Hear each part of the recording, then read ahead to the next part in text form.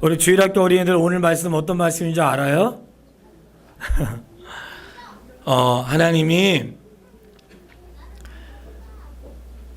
아름다운 땅을 주시면서 이 도둑질하거나 감추지 말고 처음 하나님께서 들어간 것을 하나님께 바치라고 했는데, 아간이라고 하는 한 사람이 마음에 탐욕이 생겨서 하나님의 것을 취했다, 이렇게 말씀하고 있어요.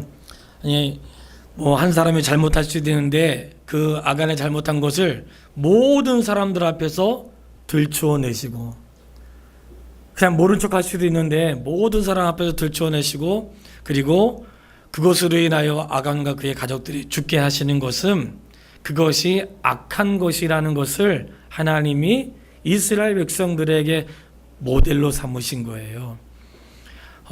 신약에도 아나니아하고 삽비라라고 하는 사람이 하나님께 드리기로 결정을 하고 막상 하려고 하니까 마음에 아쉬운 마음이 생겼잖아요. 드리긴 드렸는데 일부를 빼놓고 했다가 좋은 일을 하고 망했던 사람의 이름으로 기록이 되었죠. 자, 오늘은 도적질하지 말라, 이 말씀을 10계명 가운데 제 8계명을 하려고 합니다. 따라해 보겠습니다. 도적질하지 말라. 자, 10계명 한번 정리해 볼게요. 첫 번째 1계명 뭐예요? 나 외 다른 신을. 2계명 시작. 우상을. 3계명 여호와의 이름을. 안식일을. 5계명 뭐예요? 내 부모를 살인하지, 간음하지, 도적질하지, 하지 말라는 거예요. 하면은 죽는다는 거예요. 하지 말라. 하지 말라는데, 오늘은 도둑질하지 말라. 이 도둑질하지 말라는 내용 안에는요, 크게 두 가지를 얘기하고 있어요. 하나는 이웃의 재산을 보호해야 된다. 내가 내 거 아까울 줄 알면 다른 사람의 것도 아까운 줄 알아야지.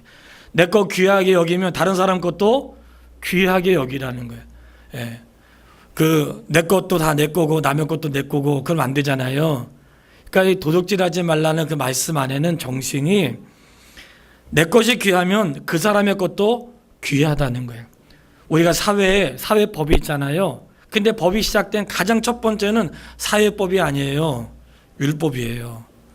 이 법이, 하나님 법이 먼저 기준을 잡고 있어. 그 기준 가운데 한 가지가 도둑질하지 말라는데, 이 도둑질하지 말라는 것은 남의 재산을 보호해야 된다, 그 말씀을 포함하고 있는 것이고요. 또 한 가지 방법은 재물을 모으되 나쁜 방법, 불의한 방법, 악한 방법으로 재물을 모으면 안 되고 합리적이고 바른 방법으로 재물을 모아야 할 것을 말씀하고 있어요. 그러니까 도둑질하는 거에는 그런 것들이 포함되어 있는데, 그럼 먼저 도둑질한다는 게 무엇인가? 이 성경이 말하고 있는 도둑질은 도대체 어떤 구체적인 내용을 갖고 있는가 할 때, 첫 번째는 저울을 속이는 행위. 양평에 어르신들 가가지고 양심 저울이라는 거 보셨죠?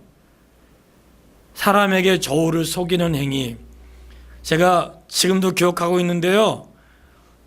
학창 시절에 학생들하고 같이 여름성경학교 그때 뭐 좀 도움 된다고 수련한다고, 지금은 이제 어르신들이 폐품을 이렇게 다녔지만 그 당시에 학생들도 많이 해서 팔고 했거든요.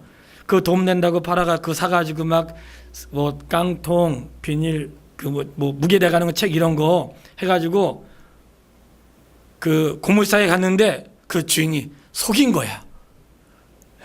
근데 속인 게 들켰어요. 그래가지고 나중에 다시 잘 해줬는데, 저울을 속이는 것도 도둑질하는 거에 들어간다는 거예요. 왜 도둑질이에요? 거짓말하고 남의 것을 정상적으로 주지 않은 거잖아요. 레위기서 19장 35절에 말씀하고 있어요. 그래서 공정한 저울, 공정한 추 사용해라, 이렇게 말씀을 하세요. 장사하는 사람이 거짓말로 하지 말고 저울을 속이면 안 된다. 이게 저울을 속이는 것을 도둑질한다고 말해요. 그 다음에 시편 37편 21절에 나오는 말씀인데요. 빌린 것을 돌려주지 않는 것도 도둑질하는 거라 그래요. 그 말씀에 이렇게 말씀하고 있어요. 악인은 꾸고 갚지 아니하나 의인은 은혜를 베풀고 주는도다. 많이 은혜를 베풀고 주는 사람이 되세요. 그러나 도둑질 속에는 빌린 것을 돌려주지 않는 것도 도둑질이 되고, 또 하나 시편 109편 11절에는 고리대금 하는 것도 도둑질이라 그래요. 고리대금은 남의 소유를 더 빼앗게 되고 가난하고 연약한 사람의 것을 탈취하기 때문에 그래요. 정상적인 이자가 아니라 과하게 받는 거 있잖아요. 요즘에는 굉장히 그런 일들이 많잖아요. 교회에도 아침에 한 번, 오후에 한 번, 두 번씩 꼬박꼬박 와요. 돈 쓰라고. 그러니까 집집마다 막 다니면서 하는데, 정말 급한 사람들은 그렇게 하겠죠. 그런, 여러분도 아시지만 다 이 명함으로 하는 고리대금 업자는 다 나쁜 놈들이니까 주의하세요. 정상적인 방법을 통해서 사용하세요.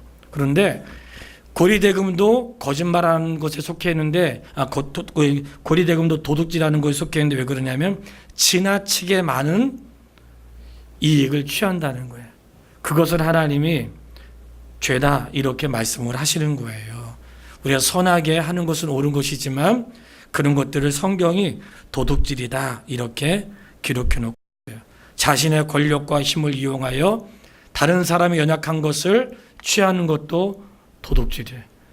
자신의 위치와 신분을 이용해서 선용하라고 주었는데 선용하지 않고 그 신분을 이용해서 남의 것을 빼앗거나 옳지 않게 하는 것도 도둑질이다 이렇게 말씀을 하고 있어요. 또 하나 도둑질 중에서 이 마음을 훔치는 것도 도둑질이래요. 근데 마음을 훔친다는 게 뭔가 이런 거예요. 압살롬의 아버지가 다윗인데 압살롬이 잘못해가지고 쫓겨났잖아요.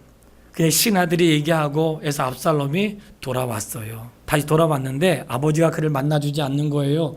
그리고 압살롬 마음에 분노한 마음이 있었어요.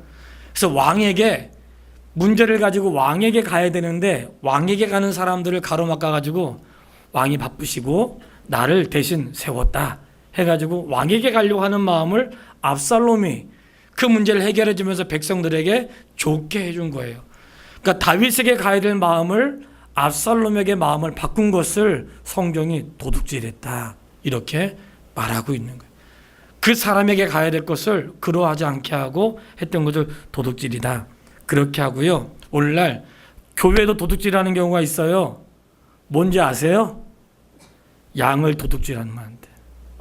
교회도 요즘 교회가 많이 있잖아요. 많고 비일비재하고 세워졌는데 교회가 양을 도둑질하면 안 돼. 양을 도둑질한다는 것은 정상적인 방법이 아니라 성도를 빼앗고 쟁취하고 그런 모습으로는 안 돼요. 모 교회가 기존 성도를 받지 않는다고 결정을 내렸더라고요. 2012년도부터인가 새 신자가 아니고는 받지 않기로 결정을 했대. 워낙 많은 분들이 모이니까 어떤 분들이 항의도 하고 그랬대. 왜 받지 않냐?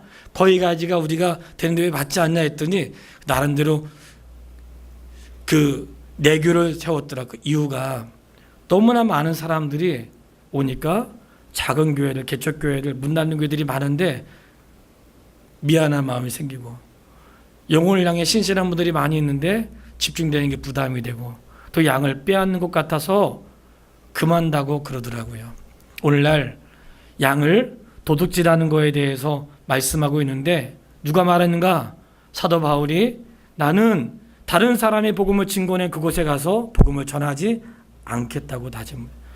다른 사람이 다 해놓은 곳에 가서 그렇게 하지 않겠다고 해요.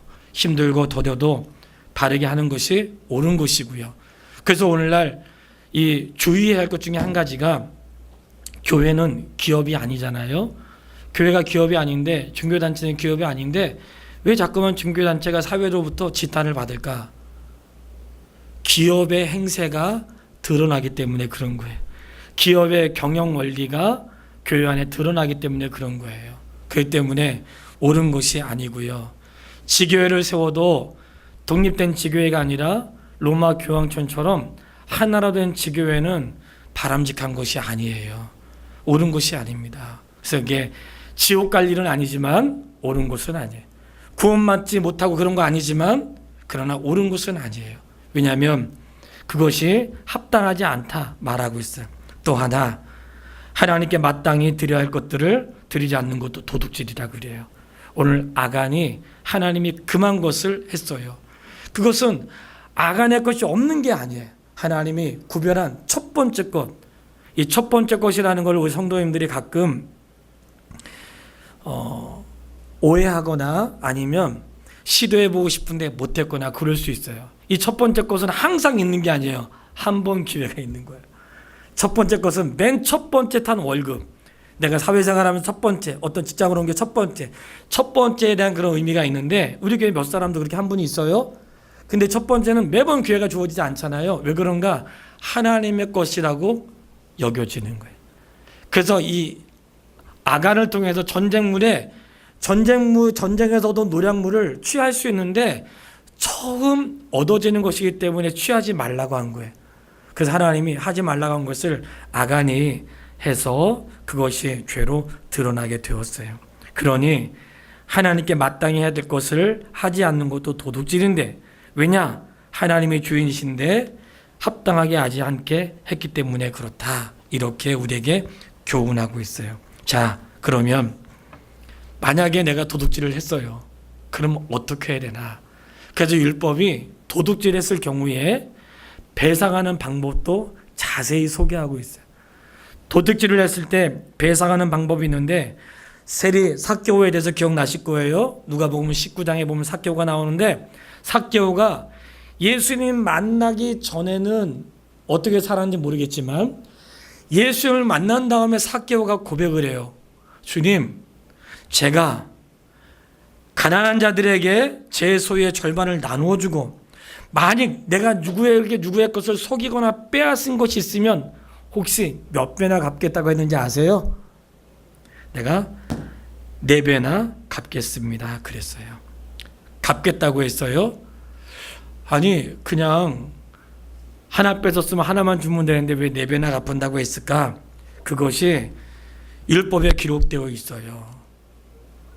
그래서 하나님 앞에 내가 남의 것을 몰래 훔친 사람은 그것을 4배로 갚으라 이렇게 말씀하고 있고, 도둑질한 사람은 배상하라 이렇게 말하고 있어요. 이유가 뭘까요? 입술로만 잘못했다 그러면 안 된다는 거예요.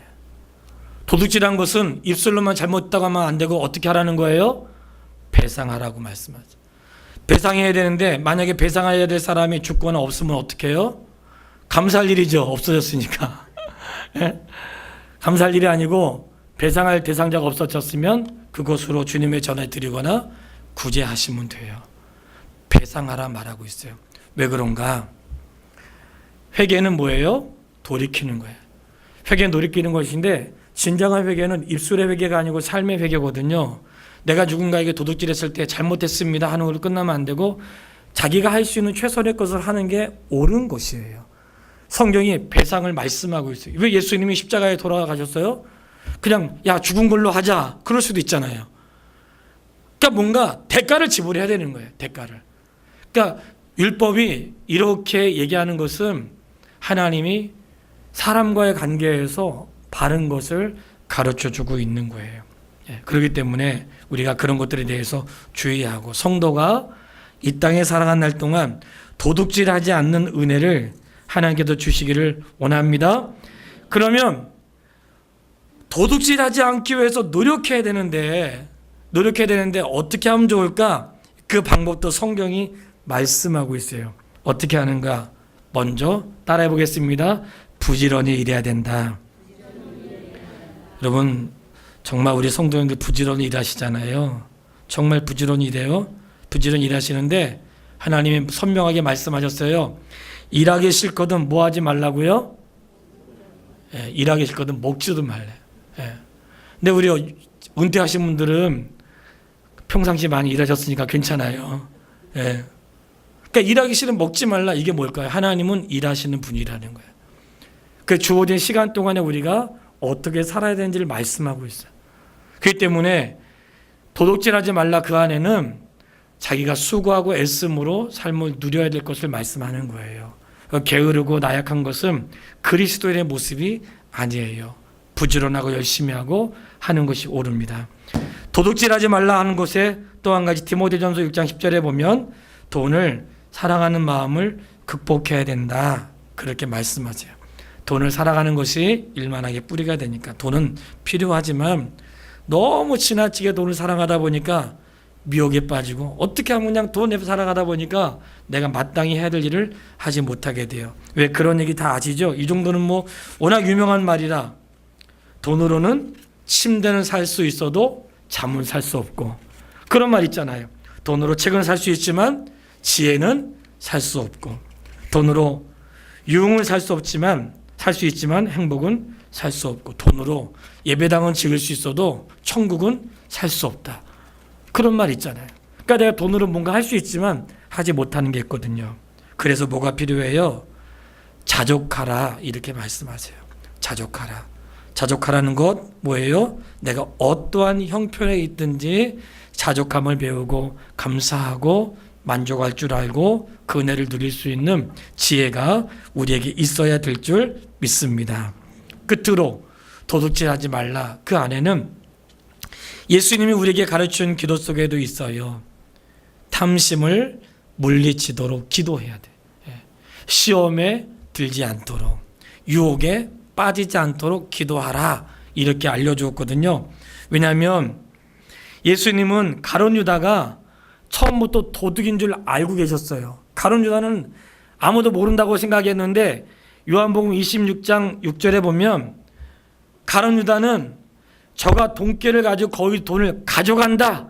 그렇게 하나님 예수님이 그렇게 말씀하셨어요. 그가 돈깨를 맡아 있으면서 돈을 가져간대요. 특별히 교회에서 재정을 보거나 기관에서 어떤 모임에서 돈 관리하는 사람은 참 힘들잖아요. 정말 힘들어요. 저도 진짜 힘들어요. 그러니까 그런 게 가장 어려운 것 중에 하나예요. 그래서 우리가 시험에 들지 않도록 기도하라 이렇게 말씀하고 있어요. 사랑하는 성도 여러분, 우리가 이러한 모든 곳에서 승리할 수 있게 되기를 주의 이름으로 축복합니다. 도둑질하는 것은 하나님을 기쁘시게 하지 못하는 것이 되고 다른 사람들에게 실족하게 하는 게 돼요. 그래서 하나님이 기도하라고 하세요. 이 땅에 살아가면서 물질로 인한 시험 들지 않도록 기도하고 오히려 베푸고 나누는 사람이 될 수 있도록 기도하는 그런 성도가 되면 좋겠고요. 정말로 어렵고 힘들 때에 또 하나님의 은혜를 흘러보낼 수 있는 그런 통로가 되시고 누군가 어려울 때 베풀 수 있는 그런 은혜도 너무나 귀하잖아요. 그렇게 되시고 이 땅에 있으면서 우리가 거저받았고 거저 은혜를 누렸어요. 우리가 돌아갈 때 어떻게 아무것도 못 가져가는 거 다 알아. 다 알아요. 빈손으로 왔다가 빈손으로 가는 거 알아요. 빈손은 우리에게 너무나 많은 것들을 공급해 주시고 채워주셨어요. 도둑질함으로 자기의 삶을 살아가지 마시고 오히려 자족하면서 베풀면서 주의 뜻을 이루어가게 되기를 주의 이름으로 축복합니다.